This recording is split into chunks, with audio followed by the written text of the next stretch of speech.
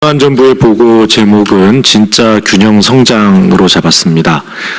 진짜 균형 성장은 역대 정부의 균형 성장이 한계가 있었다는 인식하에 이재명 정부의 균형 성장 정책은 반드시 성과를 내야 한다는 의지를 담고 있습니다. 이를 위해서 지방 자생력 강화, 또 지방 소멸 위기 극복, 지역사회 연대 회복의 세 가지 축을 중심으로 보고드리겠습니다.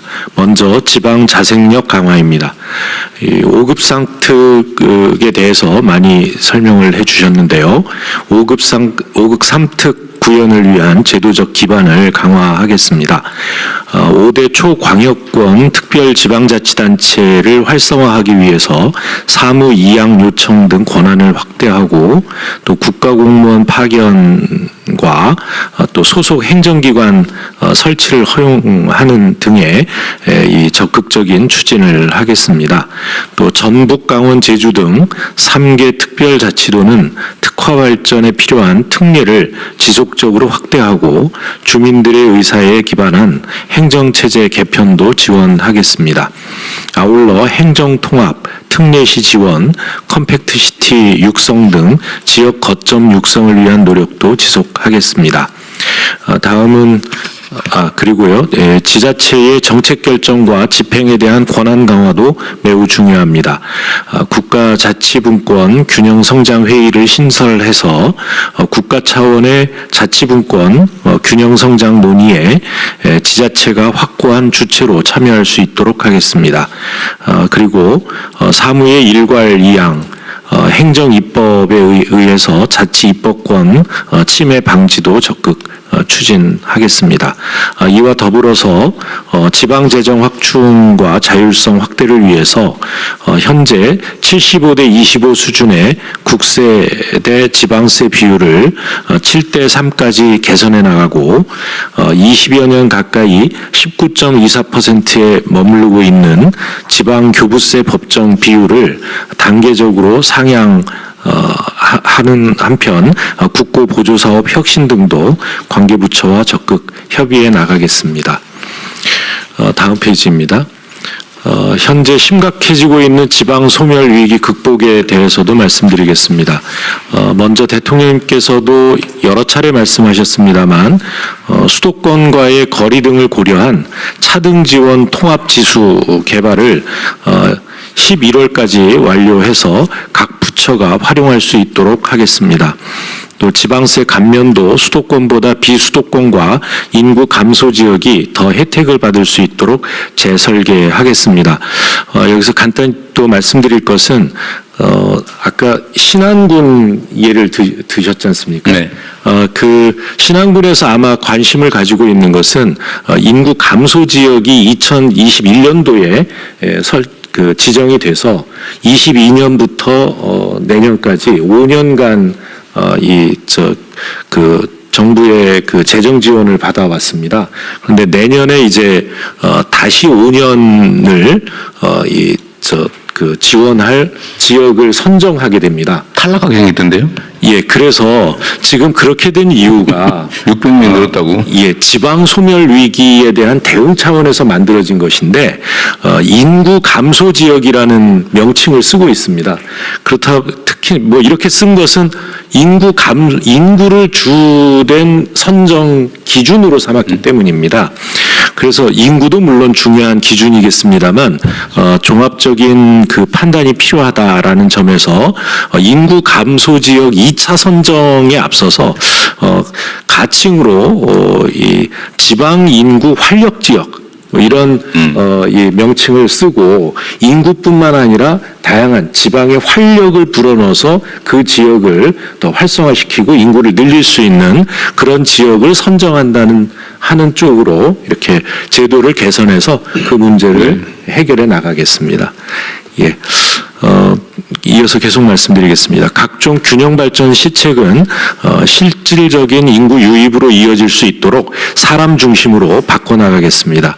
지방소멸 대응기금은 현재 시설 위주의 지원에서 사람, 일자리, 마을 중심의 사업에 투입될 수 있도록 있도록 패러다임을 전환하겠습니다. 또한 국토부와 협업해서 주거, 일자리, 돌봄, 또 뭐 문화라든가 이런 생활 인프라가 연계된 새로운 개념의 공공주택 사업으로 이런 그 인구 감소 지역, 인구 활력 지역을 대상으로 가칭 주민 행복 마을 사업도 계획 중에 있습니다. 아울러 생활인구 등록제, 또 복수 주소제 도입, 그리고 마을 기업 육성 및 고향사랑 기부제 활성화 등의 시책을 적극 추진해서 인구와 경제의 선순환 구조를 확립해 나가겠습니다. 특히 청년 인구의 지역 유입과 정착을 위해 청년들이 지역 내 유휴 공간이나 지역 특산물 등 지역 자원을 활용해서 새로운 삶을 실험해 볼 수 있는 그런 청년 마을도 지속 지원하고 청년층이 운영하는 청년 마을 기업에 대한 지원도 확대하겠습니다. 마지막으로 균형 성장의 지속 가능성을 확보할 수 있도록 지역사회 연대의 회복을 지원하겠습니다. 주민자치회의 제도화와 읍면동장 주민 선택제 도입 등 주민 참여에 기반한 자치를 강화하겠습니다. 아울러 지난 정부에서 많이 위축되었던 사회 연대경제 활성화를 위해서도 행안부가 필요한 역할을 충실히 수행하겠습니다. 이상 보고를 마치겠습니다. 네, 수고하셨고요. 마지막 그 말씀하신 거, 네. 소위 사회적 경제 부분을 전임 정부에서 엄청나게 지금 축소시켜 놨잖아요, 그죠? 네, 그렇습니다. 이걸 빨리 복구를 해야 되는데 구체적 대책이 좀 있어요? 이 사회적 경제 담당은 어느 부처예요? 지금 기획재정부와 행정안전부 주무부서가 있을 거 아니에요? 이 정책의 주무부서가 분산돼 있나요? 저희들은 총괄하는 부서고요. 사회적 경제는 어디가 노동부에서도 일부 하고 있습니다. 네, 막 분산돼 있죠. 네네네. 이거 주무부처가 정해야 될 것 같은데. 이게 이제 지금까지는 기획재정부가 주도를 해왔고요.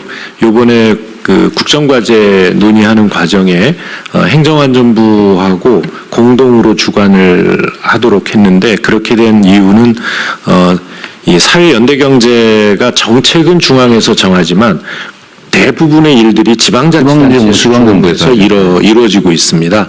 예, 그래서 그러한 점을 고려해서 이 지방을 좀 더 활성화시키고 지역의 공동체를 작동할 수 있게 하는 그런 이게 성격이 너무 다양해서 노동부 장관 뭐 하신 말씀 있어요? 네, 이 사회적 기업이 처음 출발할 때하고 대통령 말씀처럼 이제 성격이 다양해져 가지고 각 부처에 분산되어 있는 걸로 알고 있습니다. 그래서 저희 부서는 일단 1,000억 원 지난 정부에서 완전히 삭감됐던 걸 1,000억 원 예산 복구해가지고 기재부에서 승인해 주셔가지고 했는데, 이게 처음에는 이제 지역의 단체들에서 이제 사회적 했는데, 이제 지금은 이제 지역 고용하고도 직결되어 있고, 네. 그래서 우리 노동부에서도 예를 들자면 돌봄 노동이라든지, 그러니까 이 기업이 만들어내는 재화와 서비스의 성격이 사회적이냐라는 기업에 대해서는 적극 지원하고, 그런 것들이 지역 일자리로 연계될 수 있도록 고민하고 있습니다. 좀 더 설명을 드리면은요, 사회연대 경제에서 이제 사회적 기업이 차지하는 영역이 있고요. 그 다음에 이제 협동조합이 차지하는 영역이 있습니다. 근데 지금 협동조합은 기재부가 소관을 하고 있습니다. 기재부 소관이요? 예. 기재부 별걸 다 하시네. 그 다음에 제가 기재위 하면서 거기다 붙여놔가지고. 왜 거기다 붙여요? 근데 거기에다가 이제 협동조합은 또 사회적 협동조합이 있습니다. 그 외에 이제 신협은 금융위원회가 맡고 있고요. 생활협동조합, 그러니까 알겠는데, 네, 이게 어쨌든 성격이 워낙 다양하고 목표도 다양하기 때문에 분산되는 건 기본적으로 맞는데, 그래도 이 사회적 경제 영역을 우리가 키우는 이유가 있는데, 그 이유가 가장 부합하는 부처가 주관은 해줘야지. 내가 뭐 다 떨어져가지고 이게 뭐가 뭔지도 모르게 통합도 안 되고 이러면 안 될 것 같은데, 총무실에서요, 이 사회적 경제 부분을 어느 부처가 주로 할지 다른 부처에 분산돼 있더라도 최소한 통계라도 가지고 있고 좀 그래 방향이라도 정해주고 그래야 되잖아요. 저 대통령님 허락해 주시면 한 말씀 드려도 되겠습니다. 말씀하십시오. 예, 이게 저 경제 정책의 한 부분이긴 합니다만 이것이 주로 지방자치 지역에서 이루어지는 일이고 특히 사회 연대 경제는 공동체와 떼어놓을 수 없는 이 영역입니다. 그래서 이 그 지역 공동체를 이 담당하고 있는 행안부로 맡겨주시면 열심히 하겠습니다. 아니, 제가 보기도 그럴 것 같긴 한데. 대통령님 잠깐 현장의 목소리 좀 짧게 좀 전달하겠습니다. 짧게 하십시오. 네. 사회적 경제, 사회연대 경제 주체들하고 이제 이 문제를 협의를 해왔는데요. 두 가지입니다. 하나는 성격을 보면 행안부가 맞는데. 아니, 잠깐만요. 그 얘기 여기서 내가 결정하자. 그래서 대통령 잠깐만요. 그래서 그쪽의 요구사항은 기재부 대신 행안부로 갈 거면 사회적 금융을 해결해 달라는 겁니다. 그래서 이 부분이 해결되면 계속 기재부를 요청하는 이유가 예산이나 금융 지원이 잘 안 되니까 그런 건데 이 문제를 해결해 주면 이 총괄하는 문제를 여튼 그 문제를 포함해서 네. 여기서는 내기봐야 밤새야 될 것 같으니까요. 총리실에서 딱 부처 의견들을 저거 모으든지 부서를 정하는 방식을 맞는지 아니면 협의를 하는 방식이 맞는지 정리를 하겠습니다. 네, 정리를 해서 예. 어딘가에는 총괄을 좀 해야 될 것 같아요.